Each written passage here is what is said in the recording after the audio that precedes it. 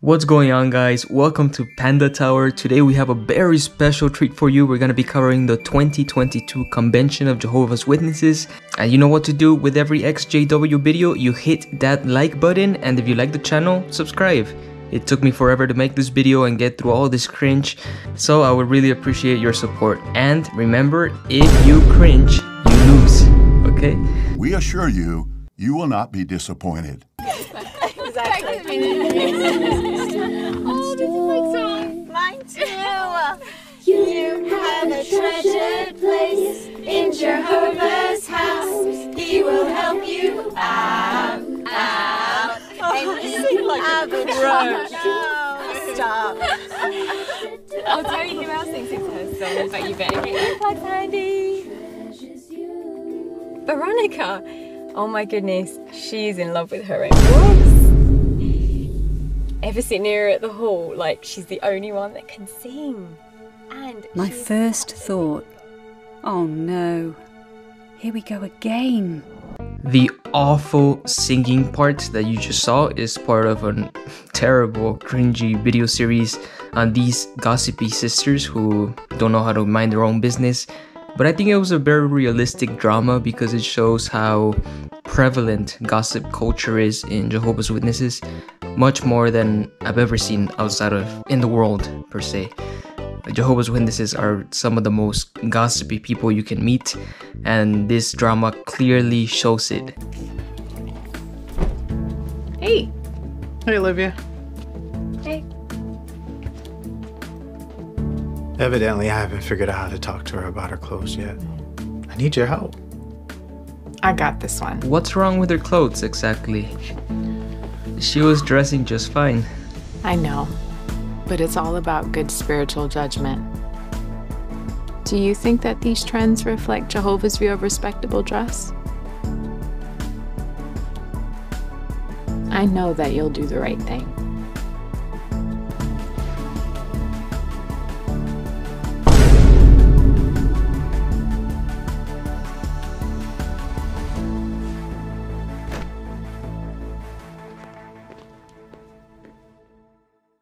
What is exactly Jehovah's view of respectable dress?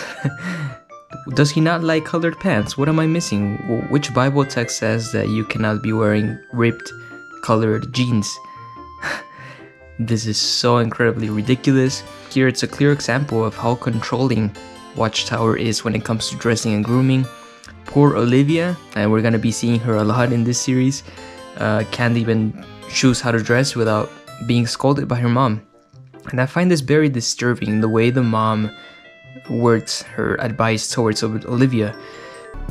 I know that you'll do the right thing.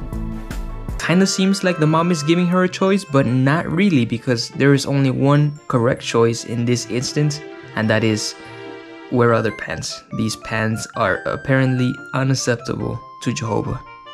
Innocent pair of pants that could have been donated to someone else that needed them are thrown in the garbage, just like happened to Sparlock in the Caleb series. Like, if you didn't see that video, go check it out.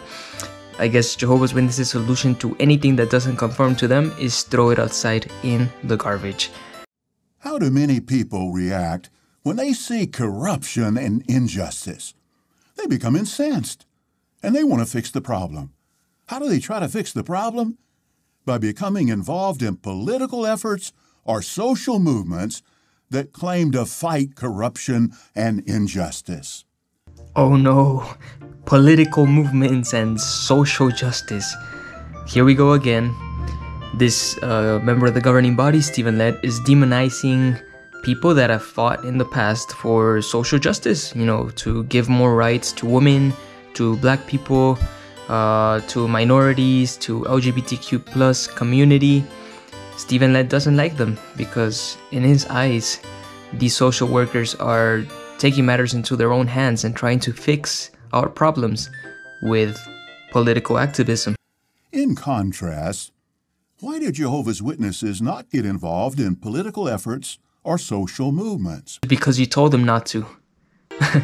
Really, no person would come to your interpretation of the Bible without your butting in, without your assertions, right? Because if a Christian read the Bible, right, I am completely sure that they wouldn't come up with the idea that they cannot participate in politics. But this rule is entirely man-made, because even in the New Testament there are characters that, for example, who was that? The soldier, right? Pontius, was it, that converted by the Apostle Peter? And he was a Roman soldier, so yeah, apparently some of God's servants did participate in politics. The simple answer, because they've learned from God's Word that the problems of this world cannot be corrected. Ecclesiastes 1:15 says, "What is crooked cannot be made straight." But now we say to those of you who are already Jehovah's Witnesses, please continue to cultivate and show love for the whole association of brothers. And doing so will require that you remain strictly neutral regarding the world's political affairs and other controversies. Are you serious? Stephen Lett, and even the most low-key political activist, has done much more than you will ever do to fix the world problems.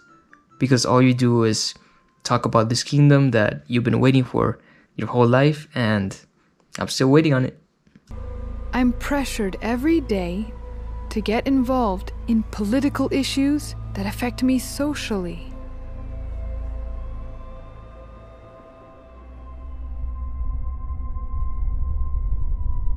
Environmentally.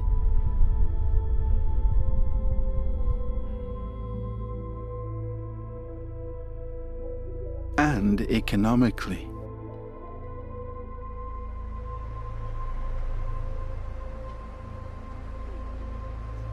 That pressure could rob me of my peace of mind. But I know that Jehovah will care for all of mankind's concerns.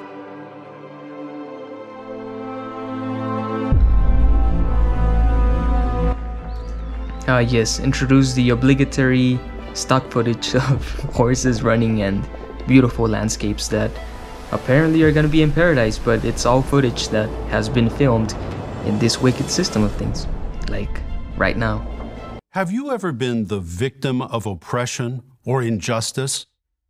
Have you been angered by something someone has said or done? Yes, Mark Sanderson, the ExJW community has been angered by your policies that you continue to uphold, that destroy families and that make children die because they refuse to take blood. Yes, those are big injustices, and that's why I created this channel, so we can talk against you and your crony buddies and all the harmful policies you keep upholding. Last week Gabe read, so this week... It's Sue's turn. That's right. It's Sue's turn. Ooh, how dare she? Okay, Speak the up. point here is that when it comes... Honey, maybe an illustration would be better. Okay. It's like a bird. Well, hopefully I was able to clear that up for you a little bit, Olivia. Yeah, thank you. Well, actually, Max, that's not true. We had an updated understanding in the recent Watchtower. This woman is schooling this guy. Thanks. On New Light, because he hasn't catched up to the new light that Watchtower has produced. Very bad boy. I think they went really well. Right? Actually... Look at his fake-ass smile. He's mad as hell. But he can't say anything in front of the kids because that would give a bad appearance. Maybe we can talk about it later. Okay.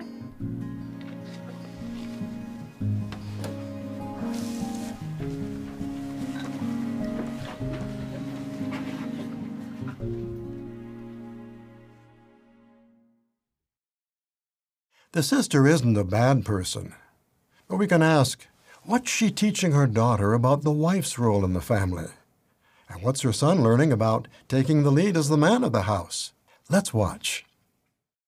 I included this clip because that's a clear example of the ever-living, ever-going misogyny in this organization, of course fueled by Bible texts that support the superiority of men, that man has to take the lead always in the family. So it's the man and the woman below him. And this limey weasel man that we call David's plane makes it very clear that the woman should basically be quiet and let the man do all the teaching in the family.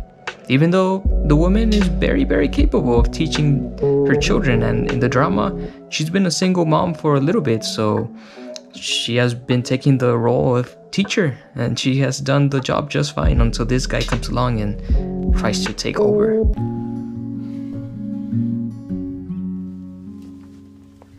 Hey, want some tea? Sure.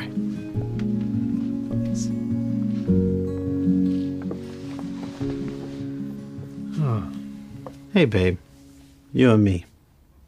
We're a team, right? Yeah, of course. Listen to me, you little bitch.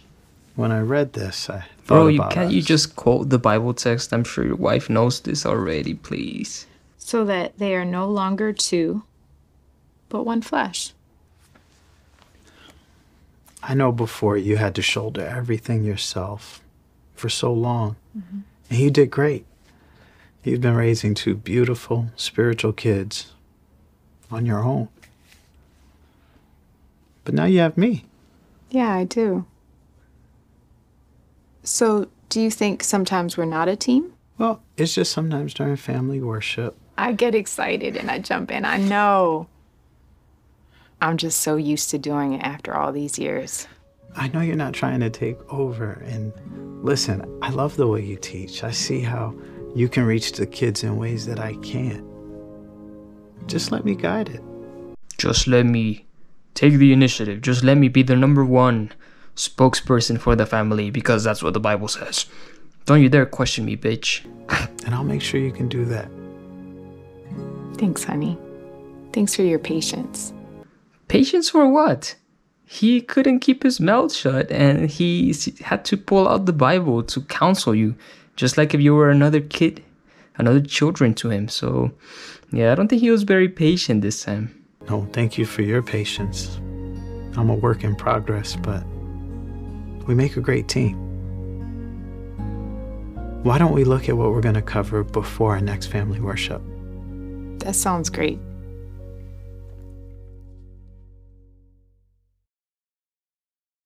Wasn't that a fine example of how to attack a problem? No. I think, in my opinion, it was a very condescending way to talk to someone. You have to pull out the Bible, you have to show them a Bible text that they've read 1,000 times. And this guy had to remind his wife to stay in lane, basically to know her position of subjugation, of being submissive, her Bible role in the marriage. And essentially told her to, like, shut up, don't talk over me, and let me decide what we're gonna be teaching. Of course, misogynistic Christian religion this is. Does not surprise me, but it was just quite infuriating. Next up, we have a series of videos that show, again, persecution porn, showing that Jehovah's Witnesses will very soon be persecuted for their faith and be thrown into jail. Let's watch. When everything changed and we suddenly found ourselves locked up together, I tried to show that same spirit so that we could stay united.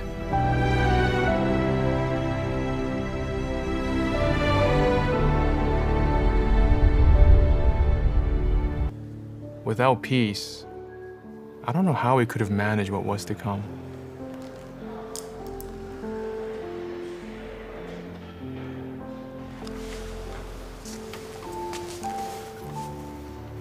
Arthritis bad today? Then I'll be your secretary. Just like Barak was to Jeremiah. I don't know what I'd do without you. Let me be the Barak to your Jeremiah, baby. You ready? Let's go sing. In dark, stormy seas, God's people are living in peace.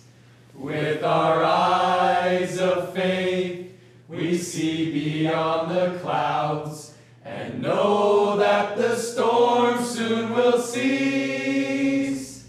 To Of course, every prison scene would not be complete without a guard changing his heart and converting to Jehovah's Witnesses.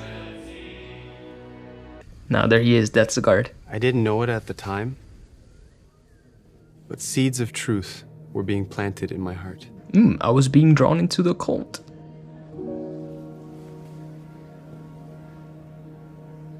You were all so different. I couldn't understand it.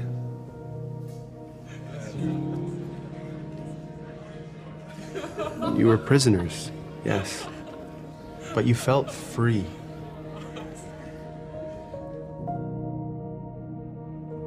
Truly free.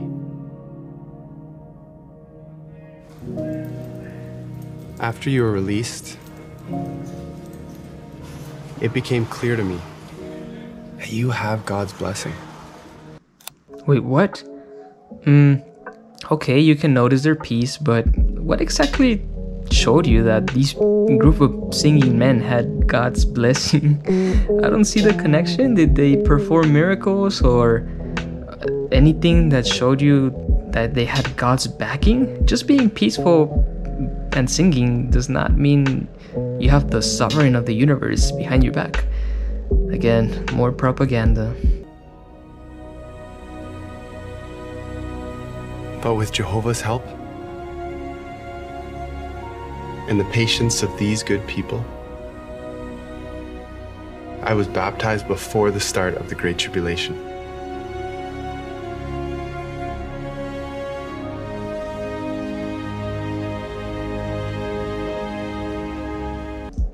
Before the start of the Great Tribulation, this guy barely made it in before God would butcher him.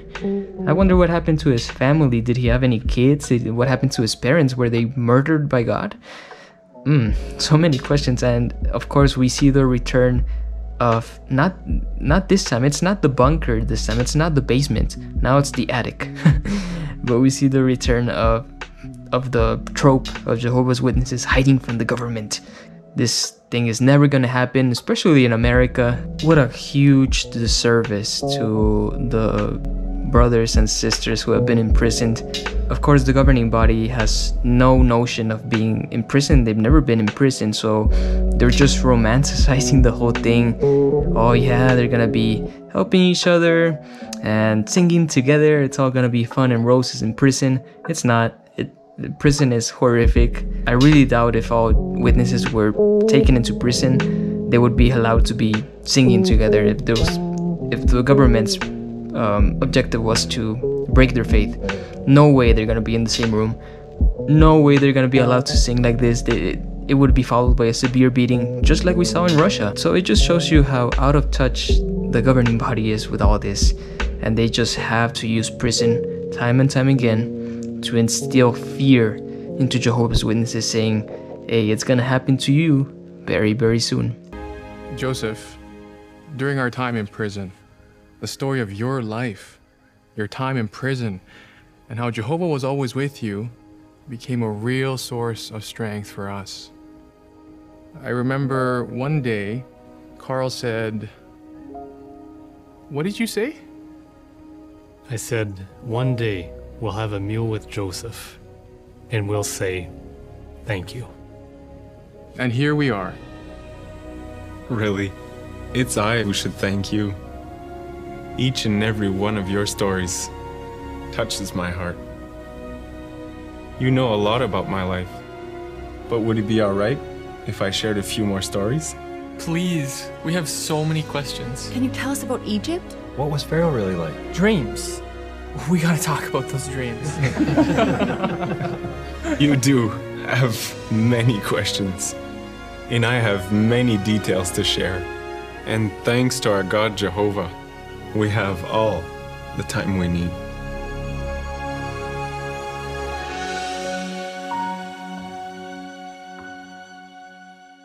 This is just so incredibly silly. So all these people are in paradise by now. They're just remembering how they crossed through the Great Tribulation, how they went to prison, all that. But now they're talking to the resurrected Joseph. And witnesses have this huge fantasy that they're gonna be able to talk to their favorite Bible characters and invite them out to a meal, hang out with them. Really, you just have to stop and think about this for 1 second to realize how unrealistic it is. Let's imagine for a second that all the characters from the Bible resurrect in the New World, right? How would you even get a hold of Moses or Joseph? They're in the Middle East. They don't speak a word of English. And every single person that's read their life story in the Bible would want to meet up with them. They would become basically celebrities in the New World. Wouldn't they go insane? Imagine millions and millions of people pestering you day in and day out for all eternity, inviting you to their houses and asking you to repeat the same life story and the same details over and over again. I think Joseph eventually, after thousands and thousands of years, would just put a bullet on his head. And yeah, you say no guns, but he would just invent a gun and put a bullet through his head, because that would be torture. These Bible characters would live miserable, eternal lives being celebrities in this new system. So the more videos the governing body produces detailing paradise and just giving more and more details, the more unrealistic it all seems. And I'm glad they keep doing this, because it just shows you how silly it is. And oh yes, we want to meet Joseph in the New World, we want to talk to him. It's just so obsessive, it makes no sense once you get out of this. But again, it's just a silly compilation of videos. These things are never gonna happen. America is not gonna persecute Christians, and the New World is just a fantasy, and it's just delusional. But why can we be so sure that Jesus will come soon? It's a very simple answer. By seeing the current events that are happening in the world today. Soon, very soon, he is going to step in and take action. Excellent question, Geoffrey Jackson. How do we know Jesus is gonna come soon if we have been waiting for him 2,000 years? And Watchtower in particular has been pronouncing his return for like 140 years. How do we know it's coming soon? Jackson is gonna be telling us his magnus opus, his perfect answer to this question. But of course, sometimes we may feel, yes, we've known about this for quite some time. And it means that we've had to wait a long time. But that doesn't negate the fact that the evidence of the last days is here. Perhaps we could illustrate it this way.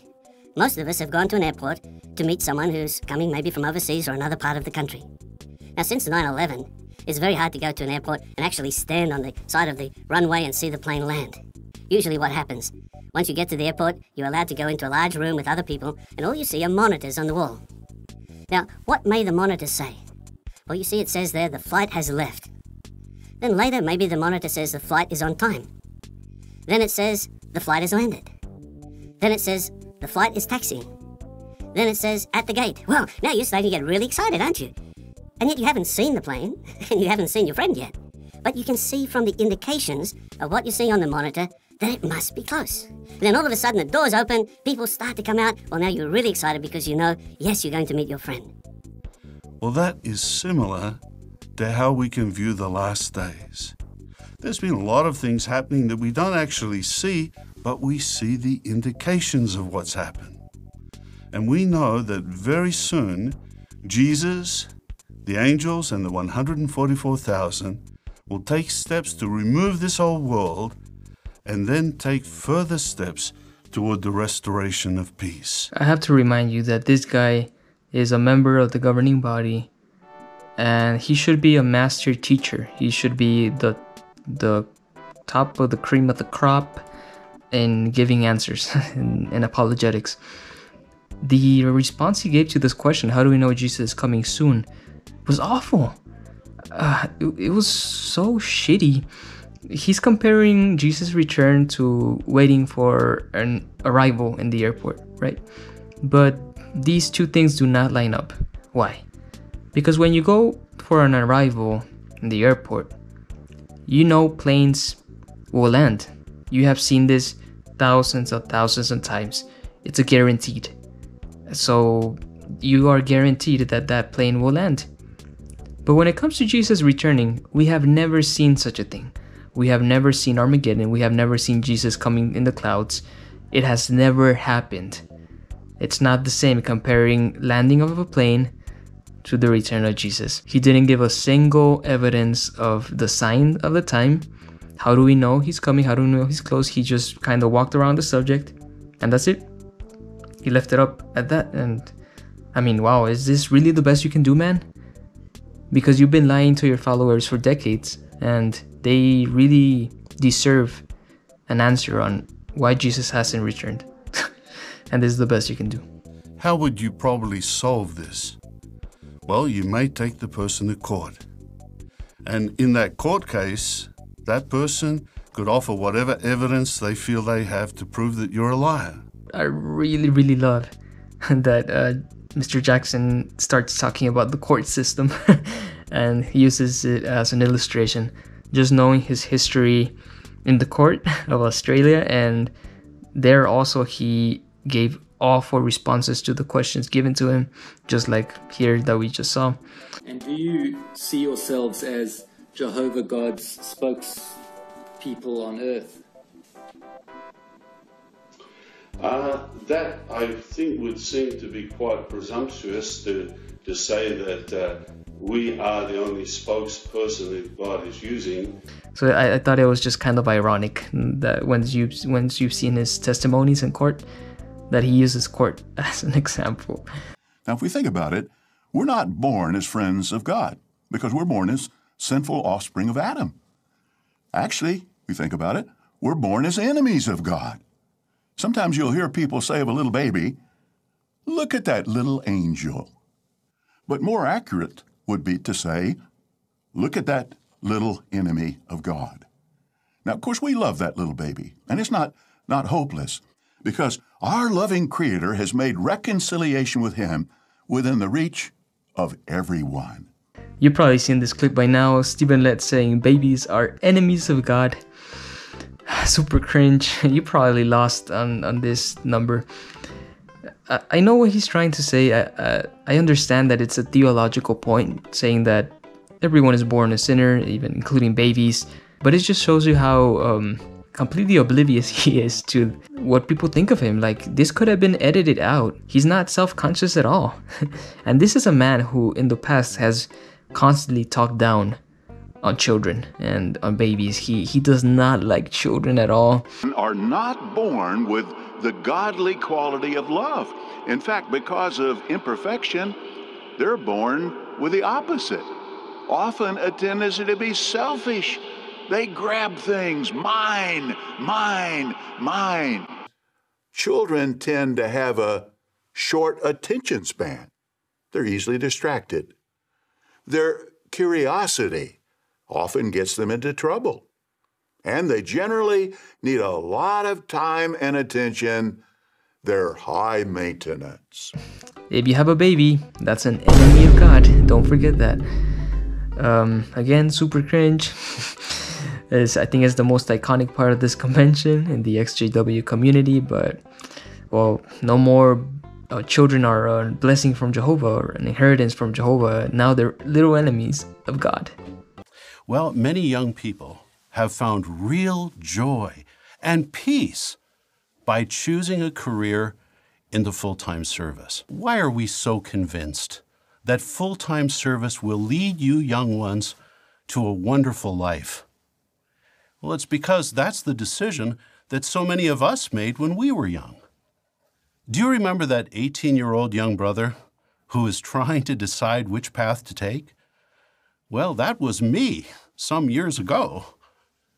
I'm so glad that with the help of Jehovah and my parents and other mature friends in the congregation, I made the decision, just like so many other brothers and sisters around the world, to turn down that scholarship, to give up university, and go directly into the full-time service. That is a decision that I have never regretted. That is a decision that I will never regret.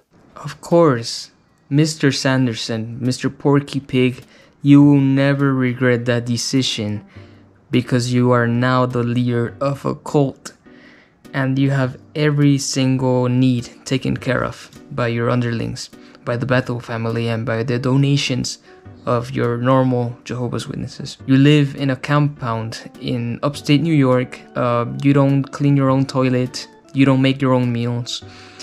You have everything taken care of. And I put this video clip so high in the list because it's just awful advice that has destroyed the lives of millions of people. When they tell you not to go to university, to instead of university, head into full-time first service right away, into pioneering, into serving in Bethel. Alright, it's nice and good in the first few years. When you're young, you don't need a lot of material things, you know, if you have a car, you can get around, whatever. But it's when you get older, when you haven't saved up money and you haven't put up with your social security, that you're gonna start to suffer. And so many thousands of witnesses have been expecting the end to come. They give their best in their youth years and then suddenly they're old and they don't have anything. They're poor. Is Watchtower gonna take care of them? Of course not. Not everyone ends up the same way as you do, Mr. Sanderson. Not everyone's gonna be serving in the governing body, so all the poor Jehovah's Witnesses who have sacrificed their lives, their entire lives to you, are gonna be regretting their decisions later on in life. Awful advice. This dude is so ignorant. This 50-year-old virgin does not know what he's talking about. It's just propaganda for young people that is very, very harmful. I'm sure you know by now that Jehovah's Witnesses are not a very inclusive organization. You're gonna see here in full display what that means for its members. These are some of the most disingenuous talks, presentations I've ever seen. So here we go. In the following video, notice how adults can respond effectively when questioned on highly controversial issues. There you are. Did you both get the email survey I sent? And you're both coming, right? I must have missed it. I was on calls all morning. What's this about? Well, the whole office is leaving early. We're going downtown to support the march for gay rights. She won't go. Why? It's against her religion. Some of her people came by my house, and when I asked, they said your church won't support gay marriage. Irene? It's true. As Jehovah's Witnesses, we hold to the Bible standard on marriage, which is only between a man and a woman. And we remain politically neutral. That's such ignorant thinking. I understand it's a sensitive subject. I have a daughter who deserves her rights. Trust me, Amber. As one of Jehovah's Witnesses, we believe everyone has a right to choose how they live. And I would never force my beliefs on anyone. But you won't go. Just as I would never force my beliefs on you. All I ask is the same respect. That's such a gigantic bunch of bullshit. Jehovah's Witnesses totally do push their beliefs on others. That's why they go out on the ministry to convert other people. Even though if you ask them if they're converting, they're gonna beat around the bush basically. But that's your objective, convert people. And especially inside the organization, there's gonna be a lot of pushing your beliefs on others, imposing your own conscience of others. Mind you, this is the same woman that asked her daughter to throw away her pants, her totally acceptable pants, throw them away because she didn't agree on what was acceptable dress and grooming. And no, I won't be going. I have to go back to work.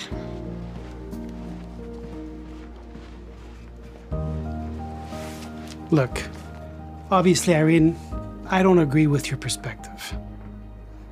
But I do appreciate that you're not pushing it on anyone else. Thank you.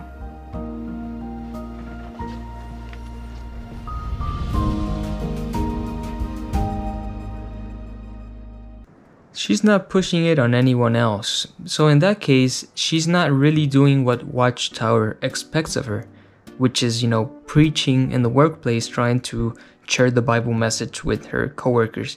Apparently she's not doing that because she's not pushing her beliefs on others. So, Irene, what's going on? You know, are you fulfilling your Christian duty, or are you just staying completely silent to avoid this situation? She doesn't mind that all these other heathens are destroyed in Armageddon.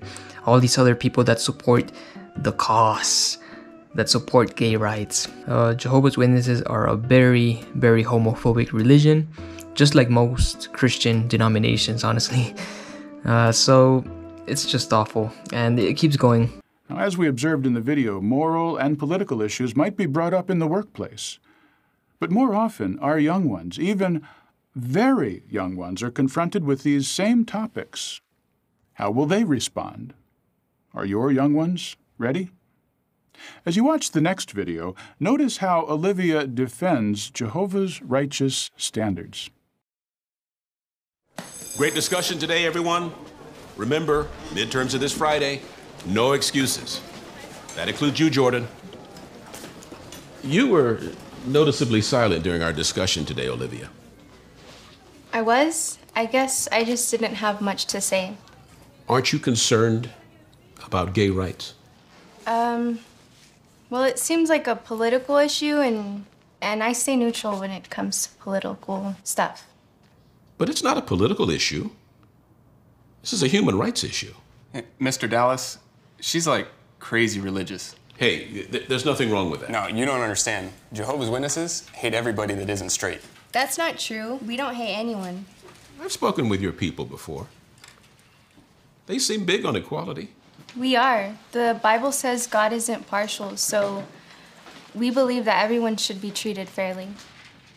Good. So, I assume you have gay members in your church?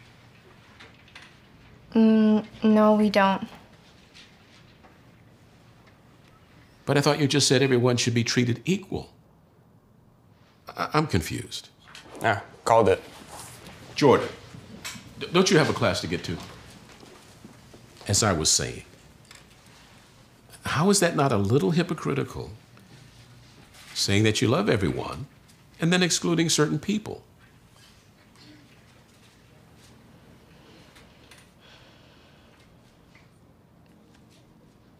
Honestly, Mr. Dallas, I wonder the same thing. Okay. And? Well, I researched it in the Bible, and I realized that God accepts all people, but He doesn't accept all conduct. What does that mean? It means that you can't be abusing drugs, you can't be stealing, or being violent and still be a witness. There's just certain actions that God just doesn't accept. Including how someone expresses their sexuality? In some cases, yes. We follow God's standards, not having sex without being married. Well, if that's how you feel, that's your right. Personally, it seems a tad archaic to me, but to each their own. I actually really like this teacher character. He seems like a very reasonable and patient human being. I think the most infuriating thing about this is Olivia's lack of conviction in her own beliefs. Because it seems like she knows how awful and archaic her viewpoint is. And she beats around the bush, again, like her mom, instead of quoting the Bible and saying, well, yeah, homosexuals will not inherit the kingdom of God. She starts subtly comparing homosexuality to stealing, to murder, to really bad things, to criminal acts. Just such a weasel way of sharing her beliefs. Again, here, witnesses are trying to come off as reasonable, as respecting each person's right to choose, but again, inside the organization, you cannot display openly that you're a homosexual. And the worst part about this video is when Olivia says, so I assume you have gay members in your church? No, we don't. Olivia, what are you talking about? Of course there are gay Jehovah's Witnesses. Of course there are lesbian Jehovah's Witnesses. It's just that your organization is so putrid and toxic that they can't come out without risking complete loss. Because when a Jehovah's Witness comes out and declares, oh, I'm homosexual, the family might disown them and they might be disfellowshipped. So of course it seems like you don't have any gays among you, but this is complete lie.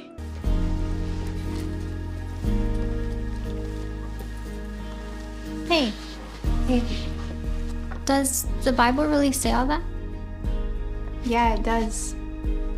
Okay, maybe you could show me sometime. Yeah, for sure. Awesome. I'm sure no kid at school would be interested in the message of JW's after hearing this awful response by Olivia.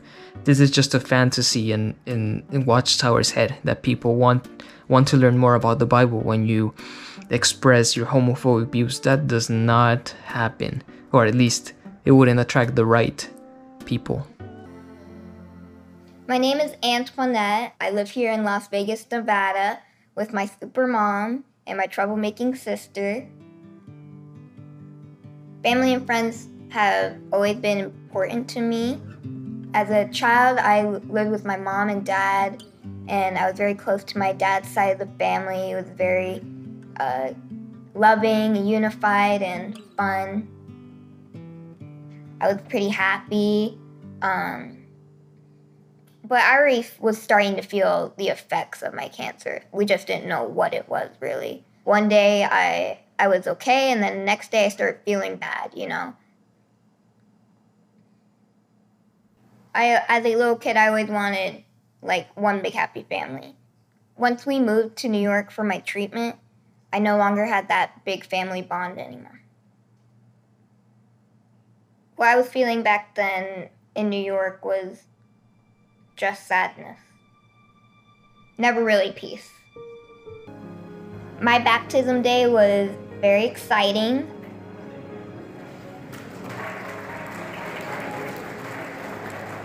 The spiritual family I inherited was very vast. You can instantly feel the love.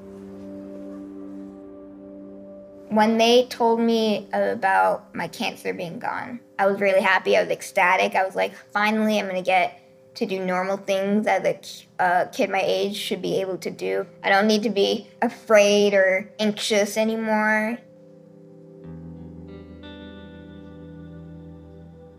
Unfortunately, I did relapse again. And basically right now, my present condition is there's nothing really more to do. They're just waiting to let nature take its course, basically. And that's it. In harmony with Ephesians chapter 4, verse 26, I had to let myself process the news and let myself be sad, angry. Let yourself feel those feelings. Do not try to repress them, but you can control your thoughts and your actions.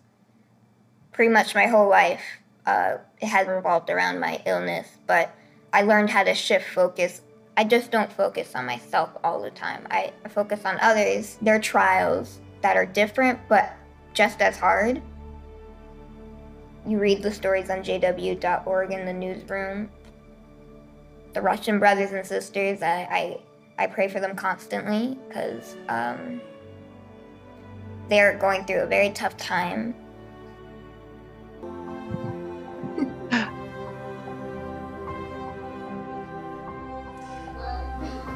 Goodbye. Goodbye. It was nice meeting you. Goodbye. Bye. My cancer is uncurable, but I know the cure is in the new system, so that's the cure.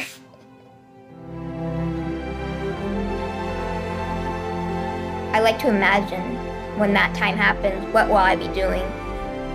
Obviously, I'm going to be jumping for joy because I'm going to be rid of my cancer. I'm going to enjoy food that we never really got to enjoy, and I'm gonna have so many animals. I'm gonna make a house. I'm gonna learn how to make a house. I wish I could end this compilation with a funny video, but there's nothing cringe about it. This is just a sad video. There's nothing worse than when Watchtower uses dying children to spread their propaganda. And it really makes me furious beyond belief. They've done this multiple times in the past where they use children that refuse to take blood transfusion or that are very sick, basically, and use them to spread the message. Oh, you gotta be preaching. Oh, your suffering is not that bad when you compare it to other people, because they also give examples of the this Russian man, which, of course, don't get me wrong, being persecuted is awful, and this man has gone through a lot, but it's nothing compared to what this child has gone through. She is on terminal illness, and she's very aware that it's just a matter of time before she dies. And they're using her as a prop piece with emotional music and really out of place Bible texts. Of all the Bible texts they could have chosen, why this one? It just makes me sad that she is being used to spread this hateful message that we've seen on this compilation, message of homophobia, of abandoning college to serve Watchtower, of silencing your wife. So I will continue to fight for people like Antoinette, who didn't really know any better, and she, of course, was shown being baptized. Watchtower is really ramping up the child baptism thing, because according to Stephen Lett, she could have died an enemy of God if she wouldn't have gotten baptized. But now she's not an enemy of God. She's just a prop to Watchtower. Again, guys, thank you for watching. This was the 10 worst moments in the 2022 convention. It took me forever to put together, editing it. So if you liked it, please leave us a like and comment. And if you want to see more rebuttals in the future, be sure to subscribe. What was the worst part of the convention for you? I want to know your thoughts, so leave your comment below so we can keep this discussion going. And I will see you next time, guys. Take care.